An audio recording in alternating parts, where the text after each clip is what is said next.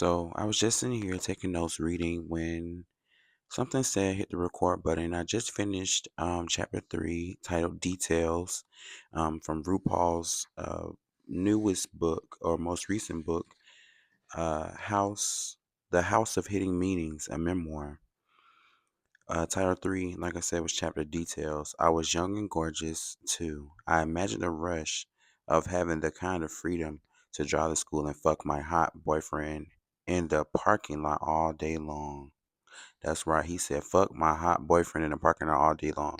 And stay tuned because we're going to talk about that a little later. In this chapter, we learned that Renetta, Gerald, and Rue moved to Atlanta in the summer when the first black mayor was elected, Maynard Jackson, in 1974. He fell in love with cars due to Gerald's relationship with cars and detailing because Gerald had a relationship of, selling cars, and he was he was like a Taurus man to me. I'm not sure if Gerald was a Taurus, but he's a Taurus man to me, a businessman who knows how to make moves and make money. Okay. They moved in with the Atlanta. Oh, I'm sorry. Anyway, they moved into a Baptist church in Decatur, uh, where he would meet his first eye candy, in my opinion, a boy named Andre, who was picked out of the congregation. They moved to Atlanta and stayed with, a reverend, a pastor, or something to that degree, where they stayed in the basement. Okay, like I said, the one of the people or guardians, who they were living with, picked out Andre out of the congregation to show Rue around Atlanta. Okay, so Andre seen something in Root, in my opinion. The book doesn't really state all this, but this is just from my context clues that Andre seen something in Root, possibly that he was gay, and that they go out here and they basically they wanted him to be a part of the church boy clique. So Andre introduces Rue to his cousin named Donnie, and Donnie is a little more experienced in the queer lifestyle, or at least getting his rocks off by um, unorthodox appearances at the time, which are later known today as trans women. Okay, so Andre will come and pick them up, and it will be a full car church boys, and they will pull up and go to the gas station, or they will go to this apartment. Um, but it was a specific situation that Rue remembers when Donnie gets out of the car and he pulls out his big and well endowed penis, and he's like swearing around for 2 minutes. Y'all know helicopter, helicopter, helicopter. Okay, so yes, Rue remembers that Donnie showed his penis for about 2 minutes, and Rue realized in this situation that he didn't belong in the straight world or the gay world. It was becoming too much for him, and all this that I'm reading so far, I can relate to this so much because I grew up very like, I'm not gonna say like conservative, but very like closed off. I didn't see a lot of the LGBTQIA world, and there was something that was appealing to me the whole time, that I really needed to experience this lifestyle, these people, and because this is what resonates with me. And it was like the straight people that I were with that was getting down with the men, the DL that we know today, they couldn't live or express their feelings the way that I do in my truth today.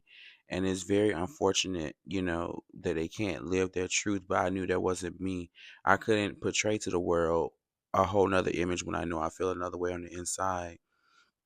And then when you get to, you know, I guess the gay side, the queens or whatnot, I just felt like when I finally seen the world and how some gay men operate, I didn't feel a part. That's not something that I wanted to do. I didn't want a club. I didn't want to drink. I didn't want to just have frivolous sex, which we're about to get into now in our community. Donnie takes his friends, they pull up to an apartment and they go upstairs and they basically commence in having sexual favors with trans women. Rue then becomes friends with, a young lady. Well, he attends Northside, I believe it is Northside High School. I'm not sure if that school's still around, but in Atlanta, he attended Northside High School, and he was still getting stoned, getting high as a kite, with his friends. And he found himself finding a crush on his friend's Lynn's brother, and the brother name was Charlie. And Rue found herself falling for him, And basically, long story short, Rue pulled up one time and seen Charlie getting busy in the back seat with girls. And this wasn't the first time that he had seen Charlie getting busy in the back seat with girls. This has become a regular occurrence. And Rue said, "Girl, not me. This is special. I'm special. And there's no way that you about to have me in the back seat, relinquishing all my power to you." Because that's what he had seen his mom do. His mom had got divorced, and he had seen his friend's Lynn's mom get divorced. And Rue was like, "This is not the pattern for me. This is not what I want for myself. That just to be yearning for your love in the back seat," which I can understand, but I had to learn the hard way that you can't beg for a man's attention. And that's even like just understanding as a man myself, when you see somebody being clingy or just want to be around you all the time, they'll make you prone to, this is not everyone, but they'll make you prone to using someone because you see how desperate they are. And Rue had the wisdom early on to know that he was worth more than just sexual favors.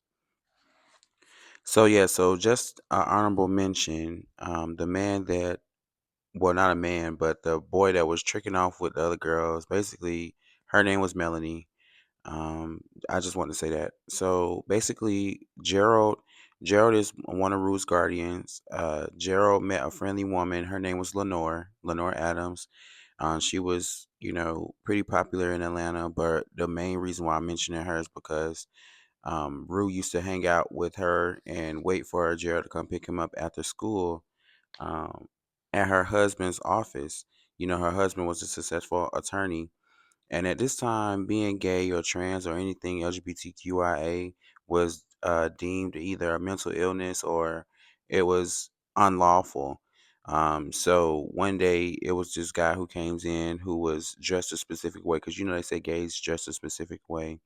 And in this book is described as Tom Finland Levi's, a black t-shirt and black leather vest, that had bristly mustaches and soft eyes.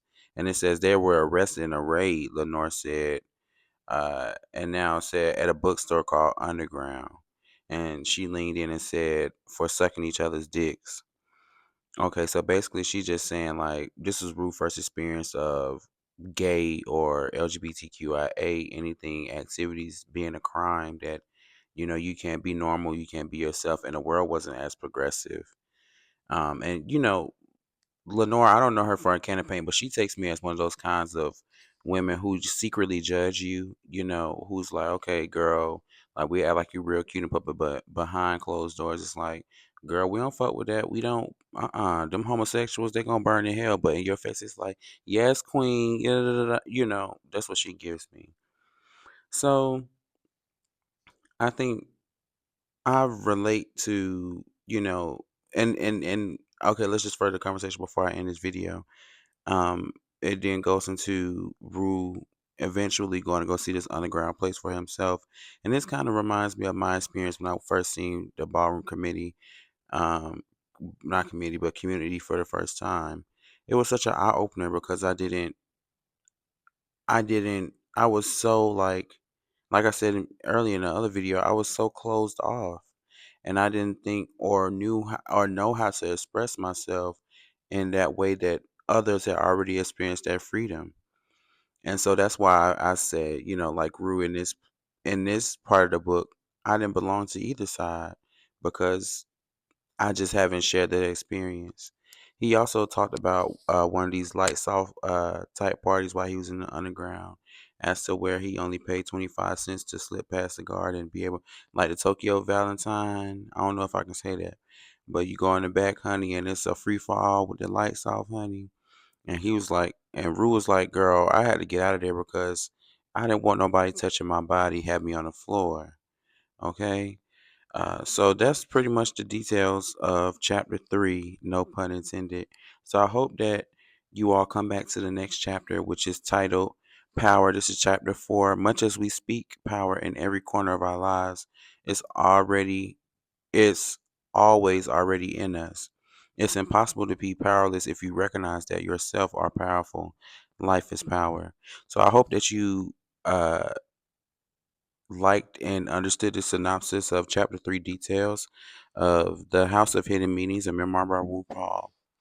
I'll see y'all in the next video. Shantastic Gang.